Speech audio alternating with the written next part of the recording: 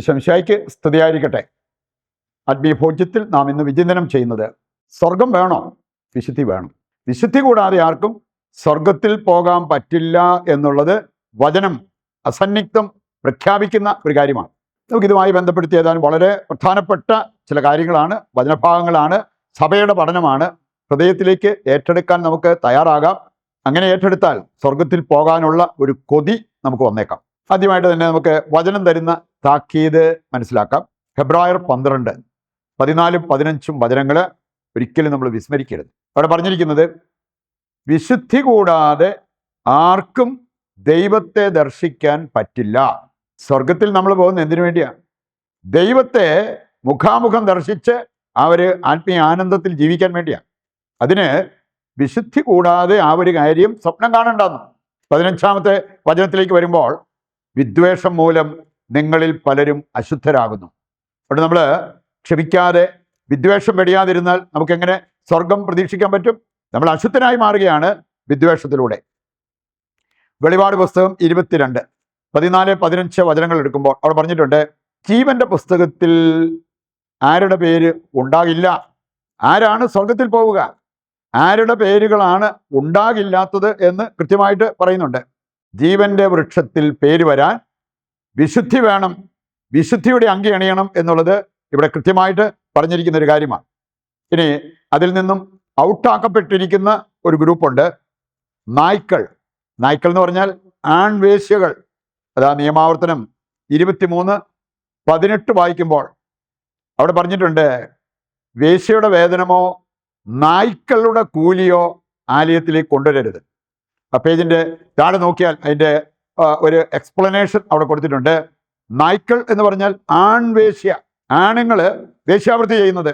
ഇനി അങ്ങനെയുള്ളവരുടെ വേതനം ആലയത്തിലേക്ക് കൊണ്ടുവരരുത്, അത് ദൈവത്തിന് സ്വീകാര്യമല്ല എന്നുള്ളത് ഈ വചനഭാഗം പഠിപ്പിക്കുക. അതുപോലെ മന്ത്രവാദികൾ, കൊലപാതകികൾ, വിഗ്രഹാരാധകർ, ഉഡായ്പ് കാണിക്കുന്നവർ, ഇവരൊക്കെ ഔട്ടാണ്. ഇവരുടെ പേരൊന്നും ജീവന്റെ വൃക്ഷത്തിന്മേൽ ഉണ്ടാകില്ല എന്നുള്ളത് ഈ വചനഭാഗം നമ്മെ ഓർമ്മിപ്പിക്കുന്നു. ഇതുപോലെ തന്നെ നമ്മൾ കാണുന്നുണ്ട് മറ്റൊരു പുതിയ നിയമഭാഗം, 1 കൊരിന്തോസ് 6-ാം അധ്യായം 9 മുതൽ. അവിടെയും പറഞ്ഞിട്ടുണ്ട്, സ്വർഗത്തിൽ പോകുന്നവരുടെ ആ ഒരു ലിസ്റ്റ്, അതിന് അർഹതയില്ലാത്തവരുടെ ഒരു ലിസ്റ്റ്, അതെല്ലാം അവിടെ കാണാൻ പറ്റും. അനീതി പ്രവർത്തിക്കുന്നവർ, അസന്മാർഗികൾ, വിഗ്രഹാരാധകർ, വ്യഭിചാരികൾ, സ്വവർഗഭോഗികൾ, കള്ളന്മാർ, അത്യാഗ്രഹികൾ, മദ്യപന്മാർ, പരദൂഷകർ, കവർച്ചക്കാർ, ഇവരൊക്കെ ഔട്ടാണ്. ജീവന്റെ വൃക്ഷത്തിന്മേൽ, ജീവന്റെ പുസ്തകത്തിന്മേൽ അവരുടെ പേര് ഉണ്ടാകില്ല എന്നുള്ളത് വചനം കൃത്യമായി നമ്മെ ഓർമ്മിപ്പിക്കുന്ന കാര്യങ്ങളാണ്. അതുകൊണ്ട് ഈ ലിസ്റ്റിൽ പെടാതിരിക്കാൻ നമ്മൾ പ്രത്യേകം ശ്രദ്ധിക്കുകയും, ജീവിത വിശുദ്ധി അത് നമുക്ക് വളരെ ആവശ്യമാണ്. ആ വിശുദ്ധി കാത്തു സൂക്ഷിക്കാൻ നമുക്ക് കഴിയുകയും ചെയ്യണം. ചില വിശുദ്ധരുടെയൊക്കെ ബോധ്യം മനസ്സിലാക്കിയിരിക്കുന്നത് വളരെ നല്ലതാണ്. ഇനി അത് നമ്മെ സ്വർഗം ലക്ഷ്യമാക്കി ജീവിക്കാനുള്ള പ്രചോദനത്തിലേക്ക് നയിച്ചുകൊള്ളും. വിശുദ്ധ പീറ്റർ ജൂലിയാൻ എയ്മാഡ് അദ്ദേഹം പറഞ്ഞൊരു കാര്യമുണ്ട്, സ്വർഗം നമുക്ക് തന്ന ഏറ്റവും വലിയ സമ്മാനമാണ് വിശുദ്ധ കുർബാന. അതിനേക്കാൾ വലിയൊരു സമ്മാനത്തെക്കുറിച്ച് ചിന്തിക്കാനില്ല. ഇത്രയും വിലപിടിപ്പുള്ള ഒരു കാര്യം ഈ ഭൂമിയിൽ നമുക്ക് കണ്ടെത്താനില്ല, വിശുദ്ധ കുർബാന. എന്നിട്ട് അദ്ദേഹം പറയുന്നുണ്ട്, അതിനേക്കാൾ വിലയുള്ള ഒരു കാര്യമുണ്ട്, ഒരേ ഒരു കാര്യം, അതാണ് സ്വർഗം. അത് ഈ ഭൂമിയിൽ വെച്ച് കിട്ടുന്നല്ലോ. അതുകൊണ്ട് ഭൂമിയിൽ ഏറ്റവും വിലപിടിപ്പുള്ളതായിട്ട് നമുക്ക് കാണാവുന്നത് വിശുദ്ധ കുർബാന. ഇന്ന് എത്ര കത്തോലിക്കരുടെ ചങ്കിൽ ഈ ഒരു ബോധ്യം കയറിയിട്ടുണ്ട് എന്നുള്ളത് നമ്മൾ ചിന്തിക്കേണ്ട കാര്യമാണ്. അങ്ങനെ ചിന്തിക്കുന്ന അല്ലെങ്കിൽ ബോധ്യം ലഭിച്ച വ്യക്തികളെ ഒരു ദിവസമെങ്കിലും വിശുദ്ധ കുർബാന മുടക്കുന്ന കാര്യം അവർക്ക് ചിന്തിക്കാൻ പറ്റുമോ? ഈ ഭൂമിയിൽ വിശുദ്ധ കുർബാന പോലെ വിലയുള്ള മറ്റൊന്നില്ല എന്നുള്ളത് വിശുദ്ധ പീറ്റർ ജൂലിയാൻ എയ്മാഡ് നമ്മെ പഠിപ്പിക്കുന്ന, അദ്ദേഹത്തിൻ്റെ ബോധ്യത്തിൽ നിന്ന്, അനുഭവത്തിൽ നിന്ന് പഠിപ്പിക്കുന്ന ഒരു കാര്യമാണ്. വിശുദ്ധ ബൊനവഞ്ചർ അദ്ദേഹം പറഞ്ഞൊരു കാര്യമുണ്ട്, ഒരു ക്രിസ്ത്യാനിക്ക് വരാവുന്ന ഏറ്റവും വലിയ നഷ്ടം സ്വർഗത്തിൽ പോകാതിരിക്കുന്ന. സ്വർഗം നഷ്ടമാകുന്നതാണ് ഏറ്റവും വലിയ നഷ്ടം. കോടികൾ നഷ്ടപ്പെട്ടാലും ആരോഗ്യം നഷ്ടപ്പെട്ടാലും അത് വലിയ നഷ്ടമൊന്നുമല്ല. സ്വർഗം നഷ്ടപ്പെടുന്നതാണ് ഏറ്റവും വലിയ നഷ്ടമെന്ന് വിശുദ്ധ കൊച്ചുത്രേസ്യ സൂചിപ്പിച്ചൊരു കാര്യം.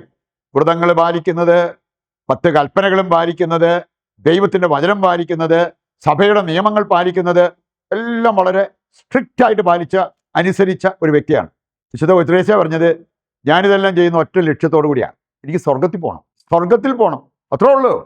ആ ലക്ഷ്യത്തോടു കൂടിയാണ് ഈ കാര്യങ്ങളെല്ലാം ഞാൻ ചെയ്യുന്നത്, ഇങ്ങനെ ഒരു ലക്ഷ്യം വന്നാൽ നമുക്ക് പിന്നെ എപ്പം പരാതി പരിഭവം പറയാൻ പറ്റും? ഞാൻ ചെയ്ത കാര്യത്തിന് എനിക്ക് വേണ്ടത്ര അംഗീകാരം കിട്ടിയില്ല, അല്ലെങ്കിൽ പ്രതിഫലം കിട്ടിയില്ല എന്നൊക്കെ പറഞ്ഞ് എങ്ങനെ നമുക്ക് പരാതി പരിഭവം പറയാൻ പറ്റും? നമ്മുടെ സഹനത്തെക്കുറിച്ച് ഒരു വാക്ക് പരാതിയോ പരിഭവമായിട്ട് നമുക്ക് പറയാൻ തോന്നുമോ? വിശുദ്ധ ഉത്രേസ്യായുടെ ആ മനോഭാവം അതിന് നമ്മൾ ഉൾക്കൊള്ളണം. ജ്ഞാനത്തിൻ്റെ പുസ്തകം 6-10 വായിച്ചാൽ വിശുദ്ധമായവ വിശുദ്ധിയോടെ കൈകാര്യം ചെയ്യുന്നവർ വിശുദ്ധരായിത്തീരും. വിശുദ്ധ കുർബാന നന്നായിട്ടൊന്ന് അർപ്പിച്ചാൽ മതി, സ്വർഗത്തിൽ പോകുമെന്ന്. അതാണ് ഈ വചനഭാഗം നമുക്ക് നൽകുന്ന ആ വലിയ സന്ദേശം. സഭാപിതാക്കന്മാർ അവർ സൂചിപ്പിച്ച ഒരു കാര്യം വളരെ ശ്രദ്ധേയമാണ്. ഇംഗ്ലീഷിൽ നല്ലതാണ്, കേൾക്കാൻ രസമാണ്. മലയാളത്തിൽ പറയുമ്പോഴത്തേക്ക് അതൊരു സബ്സ്റ്റാൻഡേർഡ് ആണോ എന്ന് നമുക്ക് തോന്നിപ്പോയേക്കാം. ഇവർ പറയുന്നത് ഇംഗ്ലീഷിൽ ഇങ്ങനെയാണ് പറഞ്ഞിരിക്കുന്നത്: let holiness be your innerwear. വിശുദ്ധി നിന്റെ അടിവസ്ത്രം പോലെ ആയിരിക്കട്ടെ. എന്ന് പറഞ്ഞാൽ എന്താ? നമ്മുടെ ശരീരത്തോട് ഏറ്റവും ഒട്ടിക്കിടക്കുന്ന എന്താ? അടിവസ്ത്രം. അതുപോലെ വിശുദ്ധി നിന്നോട് ഒട്ടി നിൽക്കട്ടെ എന്നാണ് സഭാപിതാക്കന്മാർ പഠിപ്പിച്ചിരിക്കുന്നത്. ഈ വിശുദ്ധി ഇല്ലാതെ സ്വർഗത്തിൽ പോകാൻ പറ്റില്ല എന്നുള്ളത് കൃത്യമായിട്ട് വചനം നമ്മെ പഠിപ്പിക്കുന്ന ഒരു കാര്യമാണ്. ഏതാനും കാര്യങ്ങൾ സഭാപഠനം അതുകൂടി നമുക്ക് എടുക്കുന്നത് നല്ലതാണ്. വിശുദ്ധ പോളാറാമൻ മാർപ്പാപ്പ അദ്ദേഹം സൂചിപ്പിച്ച ഒരു കാര്യം ഇവാങ്കേലിയം നുൻഷിയാന്തി ചാക്രിയ ലേഖനമാണ്. അതിൻ്റെ 76-ാമത്തെ പാരഗ്രാഫ് വായിച്ചാൽ അവിടെ പറഞ്ഞിരിക്കുന്നത് സുവിശേഷവൽക്കരണം തുടങ്ങേണ്ടത് ജീവിത വിശുദ്ധിയിൽ നിന്നാണ്. ജീവിത വിശുദ്ധിയിൽ നിന്ന്. അപ്പോൾ ജീവിത വിശുദ്ധി ഇല്ലാത്തവർക്ക് സുവിശേഷ വേല ചെയ്യാൻ പറ്റത്തില്ല. പോപ്പ് ജോൺ പോൾ II അദ്ദേഹം സൂചിപ്പിച്ചൊരു കാര്യം, അദ്ദേഹത്തിൻ്റെ ചാക്രിയ ലേഖനം റിഡംദോറിസ് മിസ്സിയോ അതിൻ്റെ 90-ാമത്തെ പാരഗ്രാഫ് എടുത്താൽ അവിടെ പറഞ്ഞിരിക്കുന്നത് വിശുദ്ധിക്ക് പകരം വിശുദ്ധി മാത്രം. ഞാൻ വിശുദ്ധി കാത്തു സൂക്ഷിക്കാൻ എനിക്ക് പറ്റിയല്ല, വേണം ഇഷ്ടംപോലെ ചാരിറ്റി ചെയ്തേക്കാം, അല്ലെങ്കിൽ ഉപവാസം നോക്കിയേക്കാം, കാര്യമില്ലെന്ന്. വിശുദ്ധിക്ക് പകരം വിശുദ്ധി മാത്രം. വിശുദ്ധി ഹനിക്കുന്ന ചില കാര്യങ്ങൾ ദൈവവചനം തന്നെ നമ്മെ ഓർമ്മിപ്പിക്കുന്നുണ്ട്. ഇത് വേണമെങ്കിൽ ഈ അശുദ്ധി എന്ന് പറയുന്നത് ഒരു ക്ലാവ് ആയിട്ട് മാറാം. നമ്മുടെ ക്രിസ്തീയതയ്ക്ക് ആത്മീയതയ്ക്ക് കിട്ടം പിടിക്കുന്ന ഒരവസ്ഥയായിട്ട് മാറാം. എസെക്കിയേൽ 24:13 അതുപോലെ തന്നെ 22:18 വായിച്ചാൽ ഒരു ലോഹക്കിട്ടം അതേക്കുറിച്ച് അവിടെ സൂചിപ്പിച്ചിരിക്കുന്നത് കാണാൻ പറ്റും. നമ്മൾ കണ്ടു ഹെബ്രായ ലേഖനം 12:15 വിദ്വേഷം നമ്മുടെ വിശുദ്ധി ഹനിക്കുന്ന ഒരു കാര്യമാണ്. വിലാപങ്ങൾ 2:4 വായിച്ചാൽ, അതുപോലെ 3:15 മുതൽ വായിച്ചാൽ മന്ദോഷ്ണാവസ്ഥ നമ്മുടെ വിശുദ്ധി ഹനിക്കുന്ന ഒരു കാര്യമാണ്. അതിൽ നിന്നെല്ലാം മോചനം പ്രാപിച്ച് യഥാർത്ഥ ക്രിസ്തീയ ജീവിതം വിശുദ്ധിയിൽ നയിക്കുവാനും അതിലൂടെ സ്വർഗത്തിന് അർഹരായി തീരുവാനും വേണ്ട കൃപയ്ക്കായി പ്രതിഷ്ഠാ ജപത്തിൽ പങ്കുചേർന്ന് നമുക്ക് പ്രാർത്ഥിക്കാം. ദൈവത്തിൻ്റെ വചനം സ്വീകരിച്ചവരാണ് നമ്മൾ. നമ്മുടെ എല്ലാ ആവശ്യങ്ങളെയും ദിവികാരുണ്യനാഥൻ്റെ മുമ്പിൽ സമർപ്പിച്ച് ഒരു നിമിഷം പ്രാർത്ഥിക്കാം. നിങ്ങളുടെയോ നിങ്ങളുടെ കുടുംബത്തിൻ്റെയോ നിങ്ങൾക്കറിയാവുന്ന മറ്റു വ്യക്തികളുടെയോ പ്രാർത്ഥനാ നിയോഗങ്ങളെ കർത്താവിൻ്റെ കരങ്ങളിൽ ഏൽപ്പിക്കുക. ദൈവം നമ്മുടെ പ്രാർത്ഥന സ്വീകരിച്ച് നമ്മുടെ ഉദ്ദിഷ്ട കാര്യങ്ങൾ നിറവേറ്റി തരുന്നു എന്നുള്ള വിശ്വാസത്തോടെ കർത്താവിനെ താഴ്ന്ന സ്വരത്തിൽ സ്തുതിച്ച് ദിവ്യകാരുണ്യത്തിൻ്റെ ആശീർവാദം നമുക്കിപ്പോൾ സ്വീകരിക്കാം. യേശുവേ നന്ദി, ഹല്ലേലൂയ. കർത്താവേ, ഞങ്ങളുടെ എല്ലാ ആവശ്യങ്ങളും അവിടുന്ന് ഏറ്റെടുക്കണമേ. ഞങ്ങളെയും ഞങ്ങളുടെ കുടുംബത്തെയും ലോകം മുഴുവനെയും അനുഗ്രഹിക്കുവാൻ അങ്ങ് തിരുവുള്ളമാകണമേ. യേശുവേ നന്ദി, യേശുവേ സ്തുതി.